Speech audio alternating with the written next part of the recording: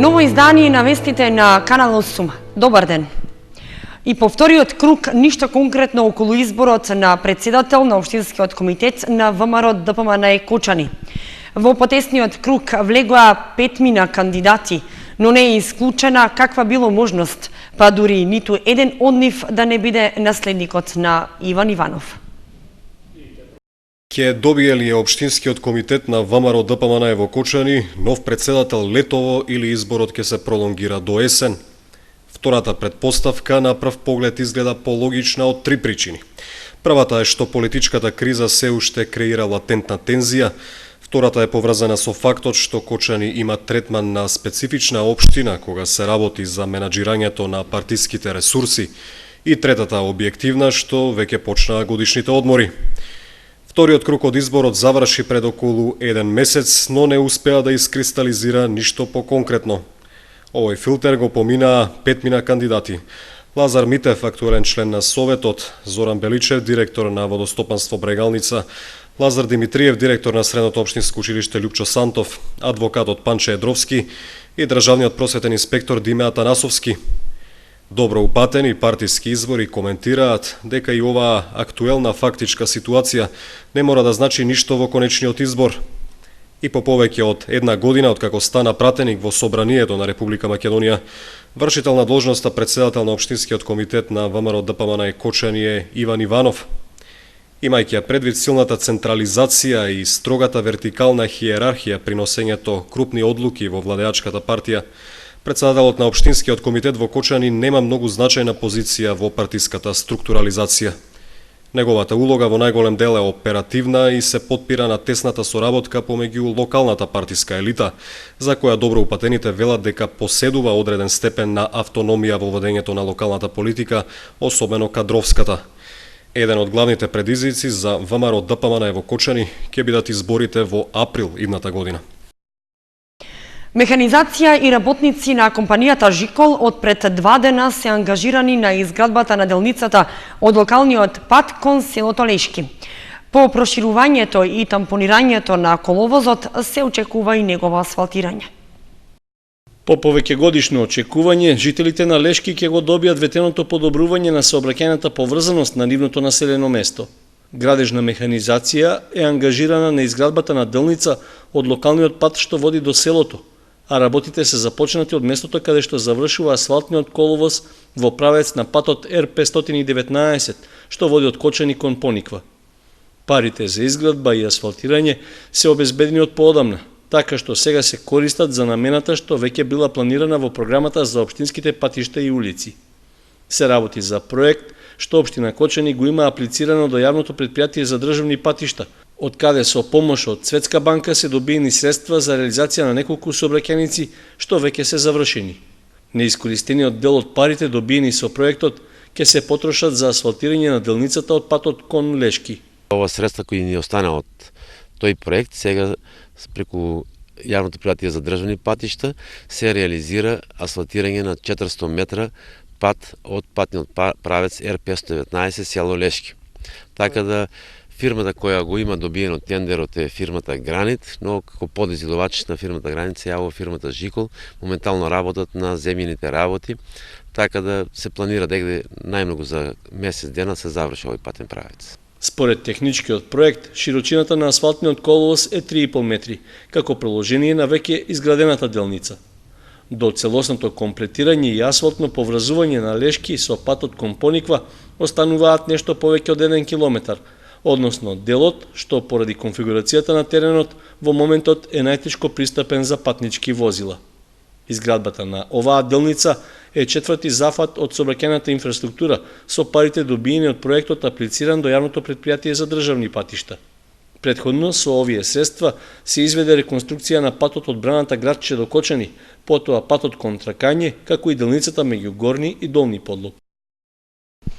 Се расчистува дел од коритото на Кочанска река што поминува низ централното градско подрачје. Наносите од песок предизвикале покачување на нивото на подземни води и полнење на подрумите на објектите во близина на реката. Варнежите од дожд и снег изминатите есен и зима, што предизвикаа екстремно полнење на коритото на Кочанска река, донесоа и големи наноси од песок и камења, со што се измени нејзиниот тек. Граѓаните кои имаат стамбени и деловни објекти во непосредна близина на реката упатиле барање до локалната самоуправа да преземе мерки за нивно чистење, затоа што се покачило нивото на подземните води и се поплавиле подрумските простории. Од почетокот на неделата, механизација на компанијата Калина е ангажирана на отстранување на дел од песочниот слој на потегот помеѓу мостовите кај Центарот за култура и кај шопинг центарот. Според одговорните во општина Кочани, ќе се работи само на постојниот тек на реката, без да има негово проширување, со намера, колку што е можно повеќе, да не се нарушува естетскиот изглед на тревнатиот дел. За таа намена се користат средства од програмата за уредување на парковските и зелените површини во градот, а според динамиката се очекува работите да завршат идната недела. Наносите од песок, што се црпат од реката, се користат како тампон при изградбата на крак од улицата Унгарска во зоната лесна индустрија. Се работи за пристапен коловоз во должина од околу 150 метри кај новиот објект на компанијата Vima Fashion, што е продолжеток на споменатата улица и треба да ги обслужува објектите во близина. За сега се планира кракот целосно да биде пробиен и тампониран, а потоа да се преземат активности и за негово асфалтирање. Продолжува трендот на опаѓање на наталитетот во државата, а со тоа и во источниот регион, каде е забележан намалување од 1,8%. Причината за тоа се бара во намалениот наталитет и заминувањето на младите брачни парови во странство. Негативниот тренд во наталитетот во општина Кочани продолжува. Според податоците од Државниот завод за статистика, сериозноста на состојбата и добиените информации говорат дека бројот на населението забрзано опаѓа. Во текот на 2014 година во матичните книги на родените биле регистрирани 327 новороденчиња, додека една година претходно ги имало за 20 на повеќе. Според полот има изедначеност, односно евидентирани се само 2 машки деца повеќе во однос на женските, при што 45 се родиле во вонбрачна заедница. Скоро кај сите новороденчиња породувањата биле во соодветна здравствена установа, а само во 2 случаи бебињата на свет дошле без стручна помош од медицински персонал. Вработените на акушерското одделение во Кочанската општа болница веќе неколку години поред регистрираат негативен тренд во поглед на наталитетот, а падот во бројот на породувањата посебно е забележлив во последните 10 години. До пред 1,5 деценија овде се раѓале и по 1200 бебиња годишно. За сега тој број да биде намален на само 1/4. Намалување на наталитетот има во целиот источен регион во земјата, во кој влегува и нашата општина. Влијание врз тоа имале повеќе фактори, но како најважни се сметаат лошата социјална политика, безизлезната економска состојба во државата и масовното иселување на младите брачни парови, кои најчесто вработување бараат во западноевропските земји.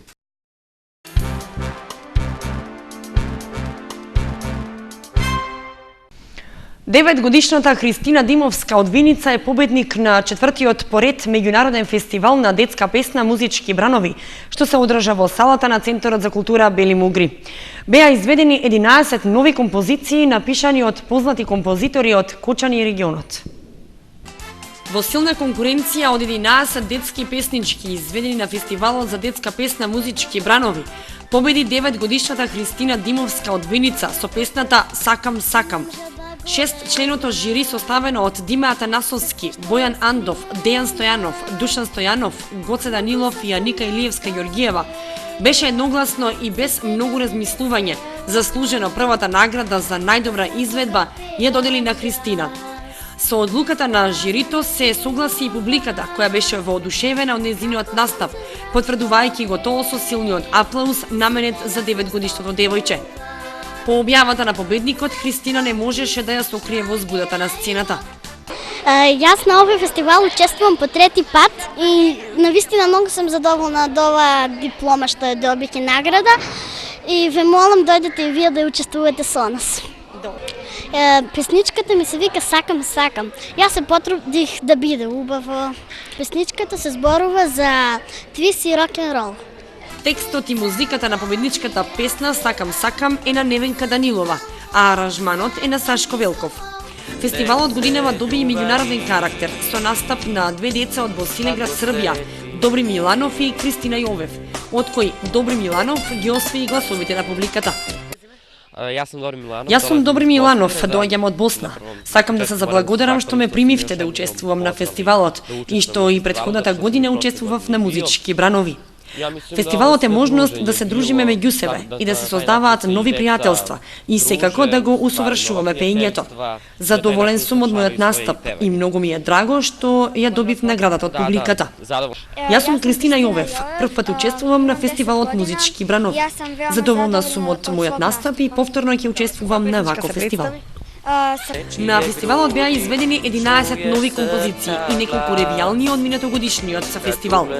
Гледајќи од досегашното искуство, како и ланските песни, така и годинешниве, ќе станат поблиски на јавноста со тоа што ќе се пуштаат по радио и телевизиски канали во регионот. На фестивалот Музички бранови, освен победничката, беа доделени и награди за најдобра музика, текст, аранжман и најдобар сценски настап и гласови од публиката. Сите изведувачи добија благодарници за учество на фестивалот. На овогодишниот фестивал Музички бранови, наградата за најдобар аранжман му припадна на Тоше Филипов за песната "Не сакам политика" во изведба на Сара Јачева. За најдобар текст беше избрана песната "Сестрички", напишана од Мијалче Стојанов во изведба на Ана Марија Манева и Бојана Ѓоргиева. Гласовите од публиката ги собра Добри Миланов од Босилеград, Република Србија, за песната "Љубов е". Наградата за најдобра музика му припадна на Мијалче Стојанов за песната "Шарко мој" во изведба на Лидија Герова. Наградата за најдобар сценски настап отиде во рацете на Наде Ефремова со песната "Телефон", музика и текст на Невенка Данилова и аранжман на Сашко Велков. Јас сум Нада Ефремова и учествував на Музички бранови со песничката "Телефон". Освоив диплома за најдобар сценски настап. Во организацијата ми помогна наставничката Дивна Јанушова и со неколку другарки и успеавме да организираме секако што треба. Добро, како се? Јас сум Сара Јанчева и учествувам во Музички бранови прв пат и се представив со песната "Не сакам политика". Песната ми ја напиша Тоше Филипов и многу сум му благодарна. Многу ми помогна тој. Па во песната се зборува дека не сакам политика, дека сакам музика, игра весела. Јас се викам Бојана Ѓоргиева, учествуваме за прв пат на фестивалот Музички бранови и се представивме со песничката "Сестрички" која ја напиша Мијалче Стојанов.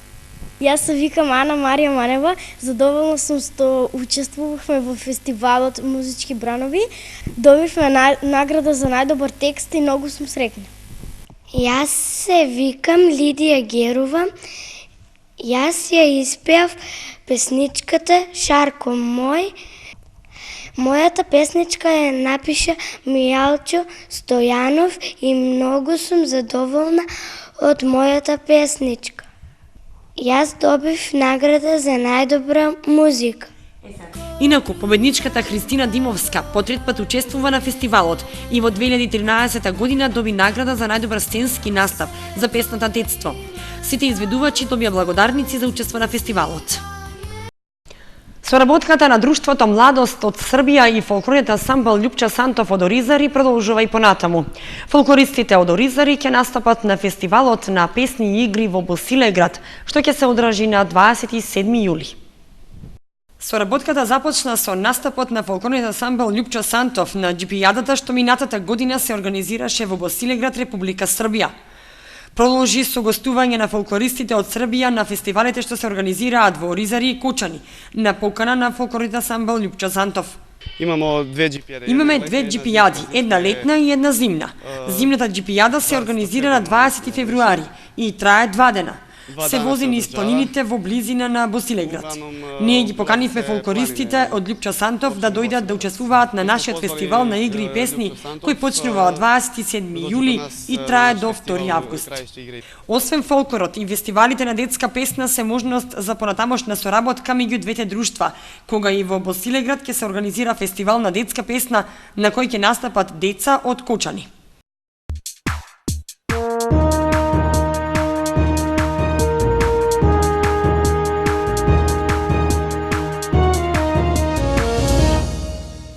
И за крајот вестите спортската информација.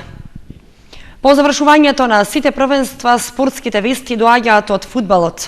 Летни турнири, засилувања и надпревари за пласман во повисок ранг. Одигран е еден надпревар од двомечот од годинашните бараш надпревари за пласман во третата фудбалска лига Исток. На стадионот Никола Мантов, екипата на Дузлак 2013 од Штип го совлада Детонит Јуниор од Радовиш со 2:1. Едно второ и едно трето место за екипата на Фудбал Старс на Караорман Куп Струшки Бисер 2015. Како организатор на турнирот што се одржа изминатиот викенд, се јавува матичниот фудбалски клуб Караорман од Струга. Кочанската школа на турнирот настапи во две категории – Генерација 2002 и Генерација 2005.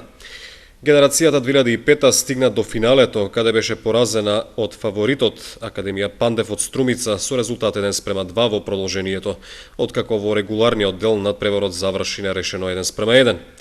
Резултати во групата по хронолошки ред: Фудбал Старс Флямуртари 3:0, Фудбал Старс Ферплей Охрид 3:0, Фудбал Старс Караорман Струга 2:0. Во четвртфиналето, Кочанската школа ја совлада екипата на Академија Пандев од Охрид со резултат 2:0, додека во полуфиналето славеше над екипата на Битола со минимални 1:0. Генерацијата 2002 го зазеде третото место со победата во малото финале над екипата на Young Boys од Неготино со резултат 2:1. Патот на оваа генерација до полуфиналето: Фудбал Старс Академија Пандев Охрид 1:1, Фудбал Старс Ас Юнајтед Струга 2:1, Фудбал Старс Топ Тим Охрид 2:0. Во полуфиналето, Кочанскиот тим беше запрен од Гостивар со поразот од 1:2. На турнирот учествуваа над 50 екипи со повеќе од 600 надпреварувачи. Марио Атанасовски од Каменица Саса, Бранислав Јовановски од Рудар и Бојан Петров од 14 октомври 1946 се новите аквизиции на фудбалскиот клуб Осогово во летната пауза. Јовановски и Атанасовски се екс-фудбалери на Кочанскиот третолигаш, додека Бојан Петров доаѓа во Кочани по прв пат. Осогово во паузата ги засилува своите редови со цел да се врати на тронот во третата фудбалска лига Исток, што евентуално ќе го трасира патот за влез во втората македонска фудбалска лига.